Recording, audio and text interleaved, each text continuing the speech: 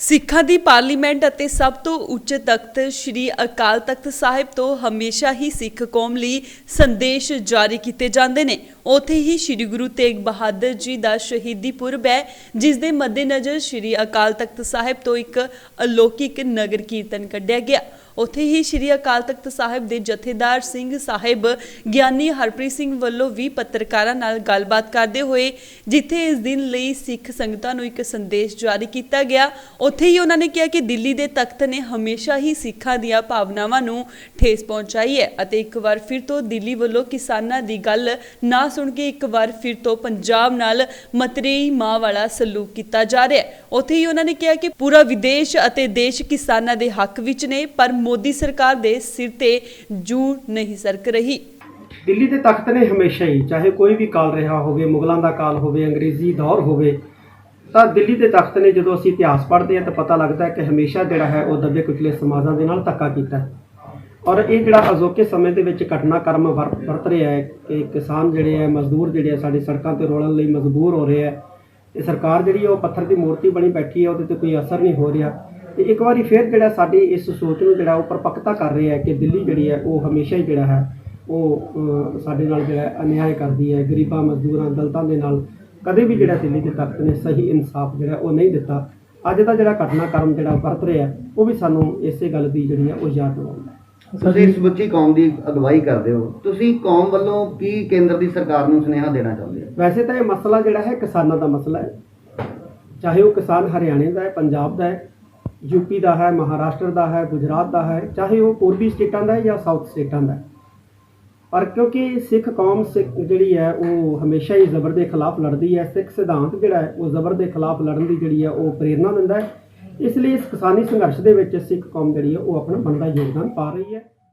उधर ही ਗਿਆਨੀ ਹਰਪ੍ਰੀਤ ਸਿੰਘ ਨੇ ਸਿੱਖ ਕੌਮ ਨੂੰ ਅਪੀਲ ਕੀਤੀ ਹੈ ਕਿ ਉਹਨਾਂ ਨੂੰ ਗੁਰੂ ਸਾਹਿਬ ਦੇ ਦਿਖਾਏ ਹੋਏ ਮਾਰਗ ਤੇ ਚੱਲਣ ਦੀ ਜ਼ਰੂਰਤ ਹੈ ਅਤੇ ਅੱਜ ਦੇ ਦਿਨ ਹਿੰਦ ਦੀ ਚਾਦਰ ਗੁਰੂ ਤੇਗ ਬਹਾਦਰ ਸਾਹਿਬ ਦਾ ਸ਼ਹੀਦੀ ਪੁਰਬ ਹੈ ਅਤੇ ਸਾਨੂੰ ਸਾਰਿਆਂ ਨੂੰ ਉਹਨਾਂ ਨੂੰ ਨਮਨ ਵੀ ਕਰਨਾ ਚਾਹੀਦਾ ਹੈ। ਉੱਥੇ ਹੀ ਉਹਨਾਂ ਨੇ ਕਿਹਾ ਕਿ ਸ਼੍ਰੀ ਅਕਾਲ ਤਖਤ ਸਾਹਿਬ ਤੇ ਸ਼ਰਧਾਲੂਆਂ ਦੀ ਭੀੜ ਘਟਣ ਦਾ ਕਾਰਨ ਇਹੀ ਹੈ ਕਿ ਜ਼ਿਆਦਾਤਰ ਸ਼ਰਧਾਲੂ ਸਿੱਖ ਕੌਮ ਦਿੱਲੀ ਦੇ ਬਾਰਡਰਾਂ ਤੇ ਬੈਠੇ ਹੋਏ ਨੇ।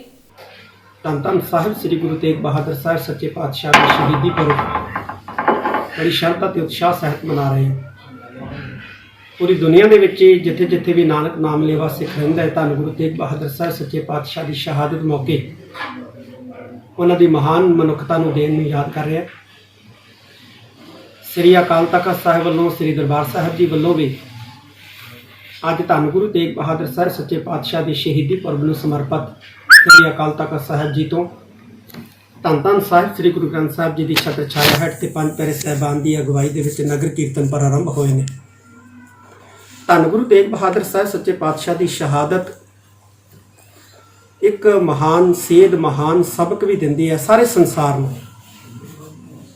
जदों जबर हो रहा होवे, जदों जुल्म हो रहा होवे, जबरी धर्म परिवर्तन की लहर चल रही होवे, मानवी हक जिहड़े है वो कुचले जा रहे होण, मनुखी अधिकारों की उलंघना हो रही होवे, दबे कुचले समाज खत्म किए जा रहे होण, किरतियां मजदूरों के नाल धक्का हो रहा होवे, ते इस मौके के उत्ते धन गुरु तेग बहादुर साहब सच्चे पातशाह की शहादत बहुत वड्डा साडे लई इतिहास के अंदर प्रेरणा स्रोत है जबर जुल्म के खिलाफ लड़न वास्ते।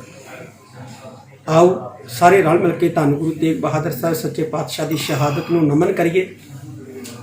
मैं सारे सिख जगत नूं ही धन गुरु तेग बहादुर साहब सच्चे पातशाह की शहादत के मौके के उत्ते इहो कहना चाहना है कि गुरबाणी का फलसफा परिपूर्ण फलसफा है।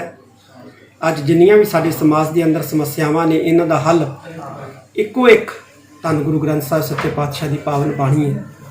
असी आप सारे सिख समाज नाल जुड़े जिहड़े लोग हाँ, असी धन गुरु ग्रंथ साहब जी के फलसफे नूं अपनी जिंदगी का हिस्सा बनाइए ते होरना समाजां नूं भी जिहड़ा है वो असी धन गुरु ग्रंथ साहब जी के फलसफे तो जाणू करवाइए।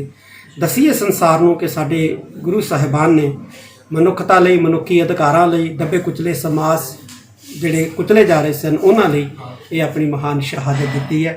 मैं एक बार फिर इस महान शहादत नूं नमन करदा। वाहिगुरू जी का खालसा, वाहिगुरू जी। अमृतसर तो Gurpreet Singh, indoors TV, Australia.